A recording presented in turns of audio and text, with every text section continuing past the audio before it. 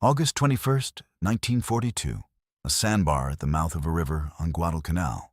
A Japanese officer kneels in the mud beside a dead friend and opens his diary by flashlight. His hand is shaking. Hours earlier, he had been told the Americans were soft. He had been told one good bayonet charge would break them. Tonight he writes something else. He writes that the enemy does not die like other men. He writes that they came out of the darkness with a wall of fire that never seemed to stop. He does not know it yet, but he is writing the first line of an empire's obituary. 6 months earlier, none of this had seemed possible. Imperial Japanese soldiers went into the Pacific War carrying a belief as heavy as their rifle. Their instructors told them the Americans were a soft, decadent people, spoiled by comfort, incapable of the kind of sacrifice a real war demanded. Japan's own soldiers, by contrast, carried something the training manuals called Yamato Damashii, the unbreakable spirit of the Japanese warrior. Steel could be matched, man for man, gun for gun. Spirit, they were told, could not. That belief did not appear overnight. It had been cultivated for years, built into school books and military training long before these men ever picked up a rifle, drawn from a reading of the old samurai code stripped down and repurposed for a modern empire. Death in service of the emperor was framed not as loss, but as the highest honor a life could reach. Surrender was framed as something worse than death, a permanent stain not just on the soldier, but on the family he left behind. By the time a young Japanese conscript boarded a transport ship for the Solomon Islands, he had been raised to believe that his willingness to die was itself a weapon the enemy could never match. It was a comforting story to carry into battle. It was also about to become one of the most catastrophic miscalculations of the entire war. The Imperial Army had built much of its strategic doctrine on a single bet, that willpower would outlast firepower, that a determined night assault, delivered with total commitment, could break an enemy's nerve before it ever had the chance to break his body. For a while, that bet had paid off. It had worked across the vast, conquered stretches of China. It had worked in Malaya and the Philippines against defenders who were undertrained, poorly supplied, and too often abandoned by commands more focused on the war in Europe than the one unfolding in the Pacific. Japan's soldiers arrived in the Solomon Islands in the summer of 1942, fully expecting more of the same story. They were about to meet the United States Marine Corps instead, and the Marine Corps was not soft. What Tokyo's command structure had never accounted for was just how deliberately brutal Marine training had become by 1942. At Parris Island in the swamps of South Carolina, and at the growing depot outside San Diego, recruits were broken down and rebuilt with a violence of method that had little to do with combat itself and everything to do with obedience under pressure. Drill instructors screamed every failure back into a recruit's face for weeks on end. They stripped him of sleep. They stripped him of the comfortable civilian identity he had arrived with. By the end of it, the fear of letting down the man beside him in formation had grown larger than almost any fear he would ever feel in combat. Men who had never fired a weapon in their lives were drilled until their hands moved without conscious thought. By the time a young Marine climbed down a cargo net into a landing craft, bound for a beach nobody back home had ever heard of, death in combat had already been reframed for him. Not a tragedy waiting to happen, but a number he had made a private peace with months before the first shot was in. So when Japanese commanders tried the same psychological tactics that had worked so effectively elsewhere, screaming from the tree line at night, taunts shouted in broken English, infiltrators slipping through the wire to whisper false orders in the dark, they ran into something the manuals in Tokyo had never prepared them for. These particular had already survived something worse. Parris Island had gotten there first. The first proof of that miscalculation arrived on a narrow strip of sand along a river the Marines would soon rename in blood.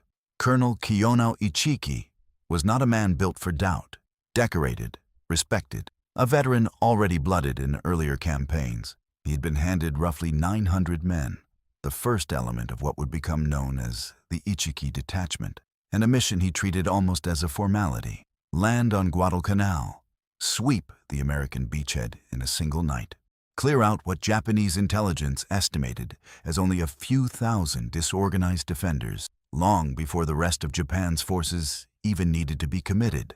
Marching toward the American lines in the days before the attack, Ichiki radioed back to his superiors that there was no enemy resistance at all. It felt, in his own words, like marching through no man's land. It seemed to him that the cowardly Americans were simply avoiding contact.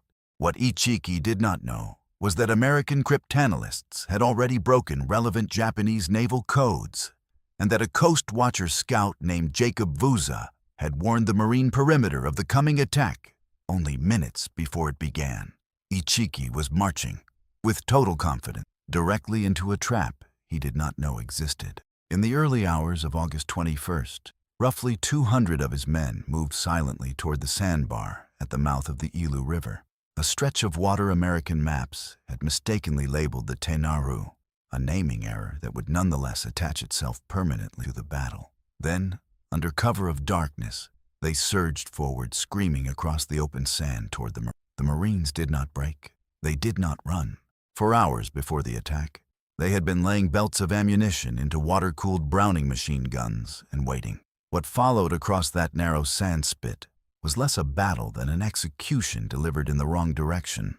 Wave after wave of Ichiki's men surged into interlocking fields of fire that simply did not stop. The guns did not jam. They did not run dry.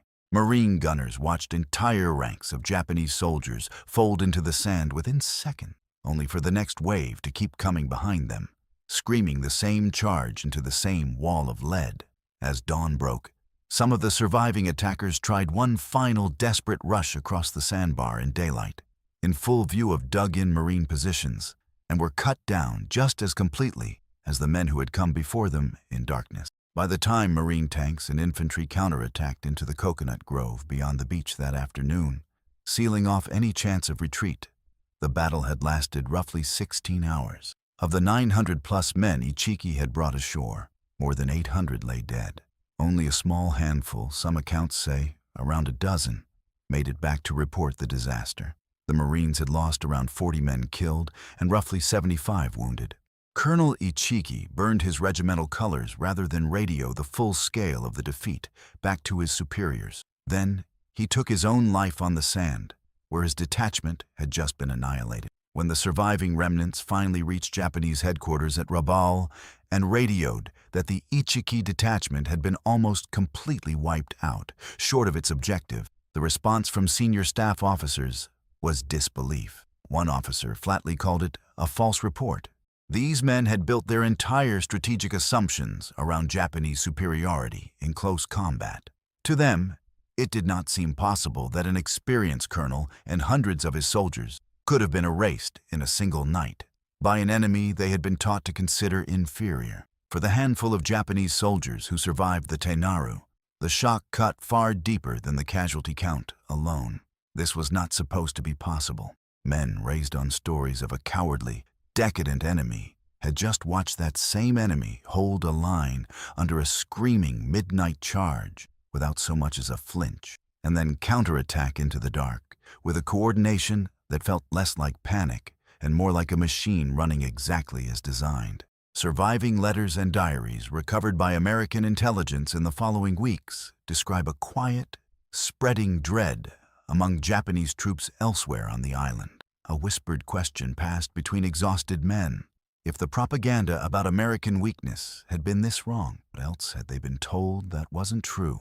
One such letter, recovered and translated by American intelligence officers, described watching Marines advance through grenade bursts as though the explosions belonged to someone else's war entirely. Men who kept moving forward through smoke and shrapnel, with an indifference that felt less human than mechanical. The letter noted that these Marines did not scream when they charged the way Japanese infantry had been trained to. They advanced largely in silence, communicating in short hand signals and low voices, and that silence, the writer said, was somehow more frightening than any battle cry could have been. It was the kind of detail that repeated itself across captured Japanese correspondence throughout the rest of the war. Not stories of American brutality, but stories of American unshakability, and the specific terror that comes from realizing an enemy simply refuses to be afraid of the thing that is supposed to make him afraid. The fighting on Guadalcanal did not end at the Tenaru. It only changed shape. In the weeks that followed, Japanese commanders kept sending fresh troops into the island's interior, many still convinced that the disaster at the river had been a fluke of terrain or timing rather than proof of a much deeper problem. Battle after battle along the jungle ridgelines produced the same pattern: determined, courageous Japanese assaults breaking apart against dug-in marine positions backed by artillery, machine guns, and increasingly confident battlefield coordination. Each failed assault cost Japan veteran officers and experienced soldiers who could not easily be replaced. Each one added another entry to the grim ledger the survivors of the Tenaru had already opened. 3 weeks after the disaster at the Tenaru, Japan tried again, and this time it very nearly worked. In mid-September, Major General Kiyotake Kawaguchi led roughly 2,000 to 3,000 men against a narrow, grass-covered rise south of Henderson Field, a position defended by fewer than 1,000 Marine raiders and paratroopers under Lieutenant Colonel Merritt Edson. For 2 nights running, Kawaguchi's men threw themselves at that ridge in the dark, in some places breaking through the thin American line entirely before being thrown back in desperate close-quarters fighting. Vandegrift himself later admitted this was the only stretch of the entire campaign where he genuinely doubted the outcome. And one respected historian of the battle would later note that Japan never came closer to victory on Guadalcanal than it did on that ridge. When the sun rose after the second night, the ridge still belonged to the Marines. Edson's small force had lost somewhere in the range of 30 to 60 men killed and roughly 100 wounded. Japanese losses ran into the hundreds, by most accounts well over 600 killed, with some estimates climbing past 800. What makes the Battle of Edson's Ridge so revealing is not that the Marines won. It is how close they came to losing and what that near defeat still could not change. Even with real gaps torn in the American line, even with Marines fighting in isolated pockets against soldiers who had broken clean through their perimeter, the position held because artillery could be walked in close enough to friendly lines to break the momentum of the attack, because reserves could be shifted fast enough to plug a gap before it widened into a collapse, and because the men holding that ridge simply refused to give more ground than they had to. Kawaguchi's survivors retreated into the jungle, having lost most of their heavy equipment and a large share of their best officers, and the ridge that had nearly fallen kept its name in Marine Corps memory ever after. Bloody Ridge, the night the whole campaign hung by a thread and held anyway. That pattern, a Japanese assault delivered with real skill and real courage, absorbed at real cost, and ultimately broken by a defense that could reinforce and resupply itself faster than the attack could exploit its own gains, would repeat itself in one form or another on nearly every island still to come. And behind every one of those battles sat the quieter, slower disaster that would ultimately decide the entire campaign, the disaster of supply. While American logistics kept Marines on Guadalcanal fed on hot rations shipped in from Australia and New Zealand, coffee, canned meat, and in fortunate stretches, even ice cream churned aboard refrigerated transport ships. Japanese soldiers on the very same island were starving in real time. Convoys meant to resupply the garrison were sunk or turned back by American air and naval power faster than Tokyo could replace them. What had begun as a full daily rice ration shrank week by week to a fraction of that amount. Men chewed grass and stripped bark from trees just to quiet the hunger gnawing at them between patrols. Malaria and dysentery did what American bullets had not yet finished, sweeping through jungle camps until entire units were more casualties of their own supply failure than of any single battle. Soldiers who had marched ashore believing they were fighting a nation of the weak now found themselves too weak to lift their own rifles, staring across a few hundred yards of jungle at an enemy who, by every intelligence report reaching Japanese command, appeared to want for nothing at all. By late 1942, Japan's navy had been reduced to running supplies down a narrow channel through the Solomons that Allied forces nicknamed the Slot, using fast destroyers under cover of night because slower transport ships were simply too vulnerable to American aircraft by day. Sailors sealed rice and medical supplies into metal drums, strung them together, and dropped them near shore for soldiers to retrieve from the water, a method so undignified that the Japanese themselves referred to the entire desperate effort as rat transportation. Even that barely worked. Convoy after convoy was intercepted, sunk, or turned back before it ever reached the island, until entire divisions of Japanese soldiers were surviving on a few days of rice at a time, waiting on a beach for supply runs that increasingly never came at all. This was the part of the war that Japan's entire doctrine had never planned for. Not the courage of the individual American soldier, but the machine standing quietly behind him. Man for man, rifle for rifle. Japanese infantry were every bit as brave, and in many cases considerably more experienced than the young Marines they faced. But the Imperial Army fought as a collection of individual warriors, each one carrying the full weight of the fight on his own shoulders, trained to expect that resupply might never come, and that his own willpower would have to substitute for it. The Americans fought as nodes in a network. Kill a sergeant, and a corporal stepped into his place in the same breath, continuing the same assault without so much as a pause in the rhythm of the attack. There was always another man coming up the line, always another crate of ammunition, always another hot meal coming off a landing craft the next morning. Japan was fighting soldiers. America, increasingly, was fighting an industrial system that simply happened to be wearing uniforms. It showed most clearly in the rifles the two sides carried into that jungle. Japanese infantry went into nearly every Pacific battle with the Arisaka Type 99, a well-made, accurate bolt-action rifle, but one that demanded its user work the bolt by hand after every single shot.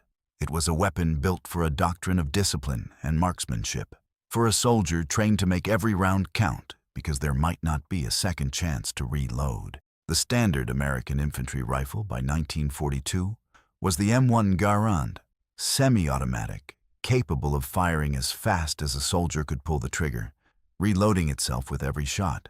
On paper, it looks like a minor technical difference. Picture a jungle ridgeline at 40 yards, in the dark. One soldier works a bolt by feel between every shot. The other just keeps firing without ever breaking rhythm. Captured Japanese officers later admitted that the sound alone changed the psychology of an assault. The steady, unbroken rattle of American rifle fire making a numerically smaller American force sound and feel far larger than it actually was. In the chaos of a night attack, some Japanese soldiers genuinely believed they were facing far more automatic weapons than were actually present, simply because the rate of fire never seemed to pause for reloading. Behind even that advantage in firepower sat something that mattered more than any single weapon: the radio. American forces by the middle of the Pacific War had built a level of battlefield radio coordination that Japan simply could not match. Forward observers, embedded directly with infantry units, could call in naval gunfire or aircraft strikes onto a set of map coordinates within minutes of spotting a threat, often before a Japanese assault had even finished forming up in the jungle. It meant that a company of Marines pinned down on a ridge was not alone. Somewhere offshore, a warship was already adjusting its guns. Somewhere overhead, a pilot was already banking toward the coordinates just radioed in. Japan's communication systems could rarely respond with anything close to that speed. They were hampered by older equipment and by a command culture that trusted a written order from headquarters more than a live report from the front. By the time a Japanese commander received permission to reposition his own artillery, the assault it might have supported had usually already failed. Speed of decision, more than raw courage, was becoming the real battlefield the two nations were fighting over, and it was a battlefield Japan was losing every single day the war continued. That gap between the two armies only widened as the fighting moved from Guadalcanal to islands whose names would soon become infamous back home. At Tarawa in November of 1943, Marines waded ashore under fire from a garrison commander who had boasted that 1 million men could not take the atoll in 100 years. In 76 hours of close, brutal fighting, nearly the entire Japanese garrison of roughly 4,000 troops was killed, while the Marines suffered over 1,000 dead. A battle so costly, it forced American commanders to completely rethink amphibious assault doctrine. At Peleliu the following year, the pattern repeated in an even uglier form. American commanders predicted the island would fall in 4 days. It took more than 2 months. Japanese defenders on Peleliu had learned from every earlier defeat, abandoning the old suicidal beach charges entirely in favor of a new doctrine of deliberate, grinding endurance. Retreating into a honeycomb of caves and tunnels carved through the coral ridges of Umur Mountain, a stretch of terrain Marines simply started calling Bloody Nose Ridge, and forcing every single position to be dug out by hand at point-blank range rather than overrun in one dramatic assault. By the time the fighting finally ground to a halt, the 1st Marine Division alone had suffered well over 6,000 casualties. Its 1st Marine Regiment lost more than half its men killed or wounded. One rifle battalion that went ashore with roughly 1,000 men came out the other side with fewer than 100 still standing. It remains, by the numbers, the costliest amphibious assault of the entire Pacific War relative to the size of the force involved, and it bought almost nothing. The island turned out to matter far less to the wider war than anyone had assumed going in. At each island, the pattern repeated with grim consistency. Japanese defenders fought with a ferocity and discipline that earned grudging respect, even from the Marines, who buried their own dead beside them. And at each island, that ferocity broke, eventually, against a system of supply, coordination, and firepower that simply refused to run dry. American commanders were not blind to what they were up against. Intelligence officers who studied captured Japanese diaries and interrogated prisoners came away with an uneasy, grudging respect for the discipline of the men they were fighting. An enemy who would rather die at his post than abandon a position, who would sometimes feign death to detonate a grenade beside an unsuspecting Marine, checking the bodies afterward, who treated the surrender most Western armies considered a reasonable end to a hopeless fight as something closer to unthinkable. That fanaticism made the island campaigns brutally slow and brutally costly for the Americans too. But it also meant that every single position had to be cleared by hand, tunnel by tunnel and bunker by bunker, because a Japanese defense rarely broke on its own. It had to be physically dismantled, man by man, and that dismantling only ever moved in one direction as the war ground on. Nothing made the widening gap between the two armies clearer or more brutal than fire itself. When American forces began clearing entrenched Japanese bunkers and cave positions with flamethrowers, something broke in what remained of Japanese battlefield morale that bullets alone had never managed to touch. A death by rifle or bayonet could still, in the old language of Bushido, be framed as a warrior's death, clean, deliberate, worthy of remembrance. A death by flame carried none of that meaning. It was not a duel between two soldiers. It was closer to industrial extermination. The same tool used to clear jungle brush now turned on men sealed inside fortified positions with nowhere left to run. Surviving accounts from later in the war describe a specific dread that spread through Japanese positions at the first hiss of an approaching flamethrower, a sound soldiers came to fear more than incoming artillery, because it did not just threaten to kill them, it threatened to strip away the very meaning their deaths were supposed to carry. By 1945, the lesson that had begun on a sandbar at the Tenaru had metastasized into something close to open despair. And nowhere was that despair carried more heavily than onto the black volcanic slopes of a small, ugly island called Iwo Jima. Lieutenant General Tadamichi Kuribayashi arrived on Iwo Jima in the summer of 1944, already carrying a rare, uncomfortable clarity about the war he was fighting. He had spent time in the United States years earlier as a young officer, touring the country and forming friendships with American military men. And he understood, better than almost any other Japanese commander of the era, the sheer scale of American industrial power. He had reportedly argued for years against provoking a war with the United States at all, warning that it was the one country Japan could least afford to fight. Now he had been ordered to defend a barren, sulfur-choked island against the very military he had once tried to keep Japan out of a war with. Kuribayashi understood, long before most of his men did, that he was not fighting to win. Iwo Jima could not be held indefinitely against the force being assembled to take it. What he could still control was the price.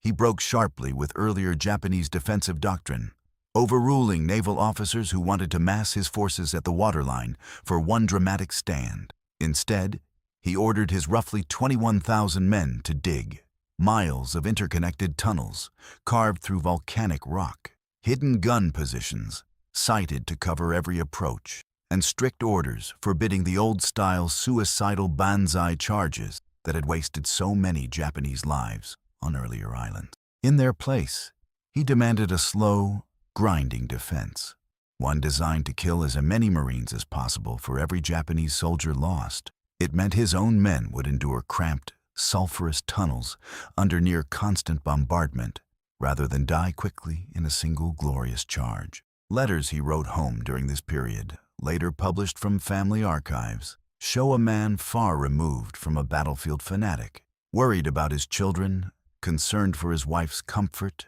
offering small domestic advice about a drafty kitchen floor even as he built a fortress he knew neither he nor most of his men would ever leave alive.